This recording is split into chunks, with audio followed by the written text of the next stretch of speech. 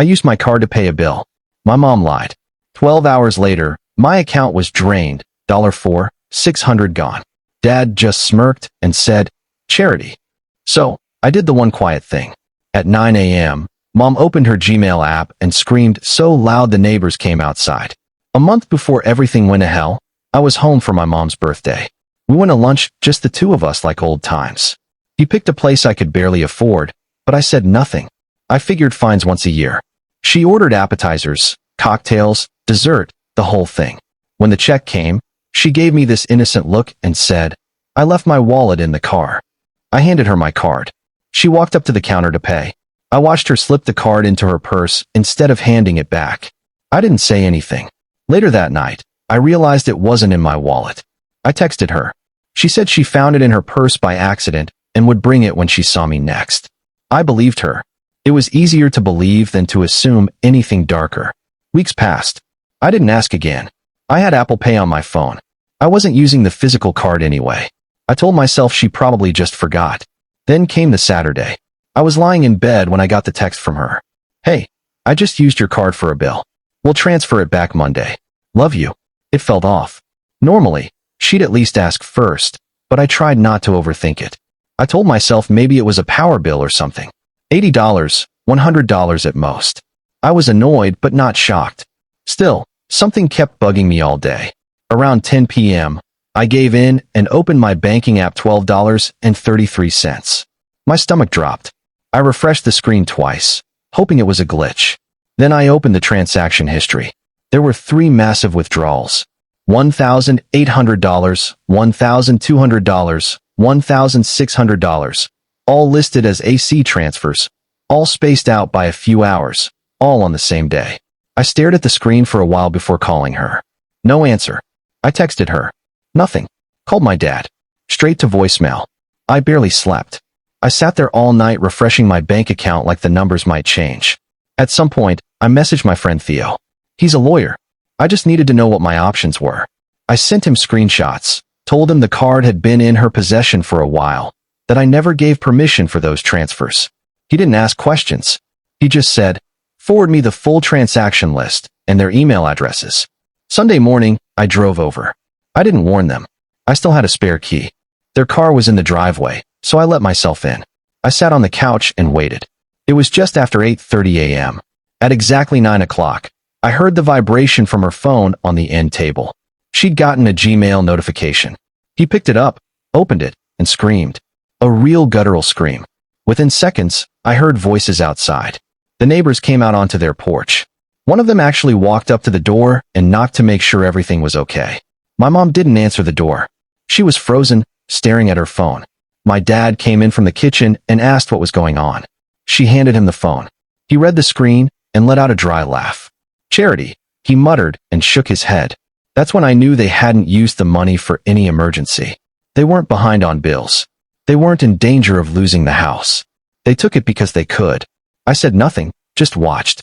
What she just read was a formal demand letter sent by Theo, addressed to both of them. It laid out the unauthorized use of my account, the fact that the card had been in her possession without permission, and the total amount withdrawn. It gave them 72 hours to return every cent or face civil court. She didn't scream because she felt guilty. She screamed because someone called her out.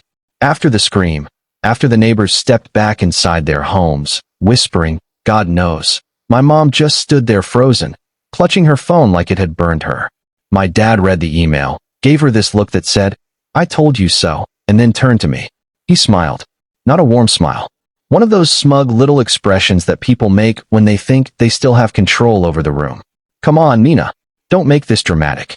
That was the first thing either of them said to me. I didn't speak. I wasn't going to plead for my own money. I wasn't going to argue about what they had done. I just waited. My mom finally snapped out of it and launched into a speech. Not an apology, not an explanation, a speech about how hard things had been lately, how money was tight, how I never understood what it's like to be responsible for a family.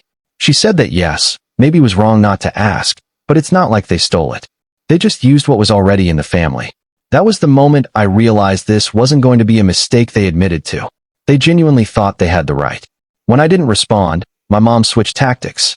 She got louder, said she had planned to pay me back, That I had no right to go airing our dirty laundry and sick a lawyer on her. That what I did was disrespectful, aggressive, ungrateful.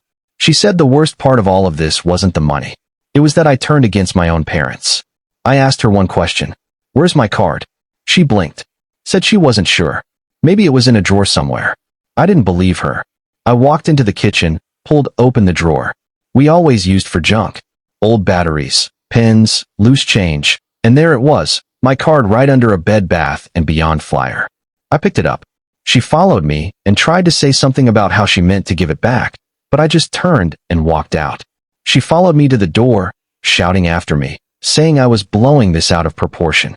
By the time I got home, I had 9 missed calls from her, 5 from my dad, and 2 from unknown numbers.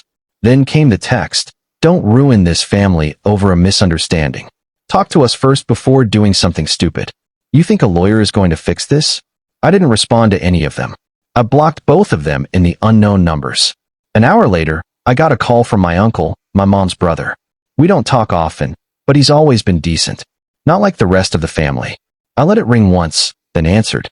He didn't waste time. Said, "Hey, I just left your parents' house. What's going on?" Apparently, one of the neighbors had called him after hearing the screaming. Told him something serious had happened. He went over to check. My mom was hysterical. My dad was stone-faced. Neither of them would tell him the whole truth. So I did. I told him about the card, the text, the withdrawals, the way they went silent when I confronted them, and how they turned on me the second a lawyer got involved. There was a long silence after I finished. Then he said, "You need to file a police report. Even if they don't act, it creates a record. You don't want them turning this around and making it look like you gave them permission." I already knew he was right. I told him I'd do it that same day, so I did. I printed out the bank statement, my mom's text, and a screenshot of Theo's demand email. I went to the station around 5:30 p.m. It was quiet. I told the officer at the desk I needed to report unauthorized withdrawals by a family member. He didn't seem impressed. Asked a few questions, jotted down some notes, then said, "This sounds like something civil, not criminal." I looked him straight in the eye and asked, "If someone I don't know takes my card and uses it without permission, it's theft. But if my mother does it, it's just a family matter?" He didn't answer, just handed me a form and said they'd keep it on record. I left with a case number. That was enough. When I got home, I called Theo and told him everything. He didn't waste a second.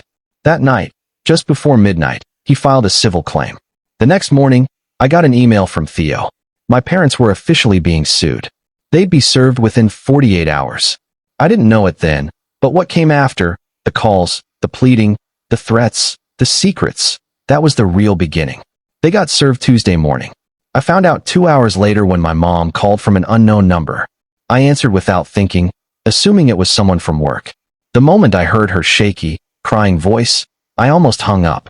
She didn't say hello, just jumped straight in. "Nina, what are you doing? You didn't have to do this.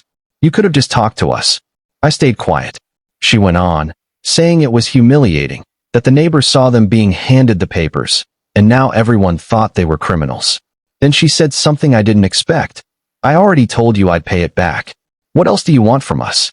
Like I was the one being unreasonable. Like I was shaking them down for money they didn't know. I told her to speak to Theo, my lawyer, and hung up. I blocked the number 5 minutes later. By the afternoon, my phone started ringing again.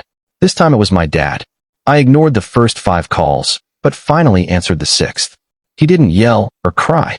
His voice was calm, rehearsed, like he was closing a deal. He said what happened was ugly but fixable, and that he was willing to make things right, as long as I called off the lawsuit before things went too far. Then came the warning, tucked neatly inside a quiet sentence. "You know, these things don't just hurt us, they hurt you too. You'll regret dragging your family name through court." That's when I realized he wasn't afraid of being wrong. He was afraid of being publicly wrong. I hung up without a word. That night, he showed up outside my apartment.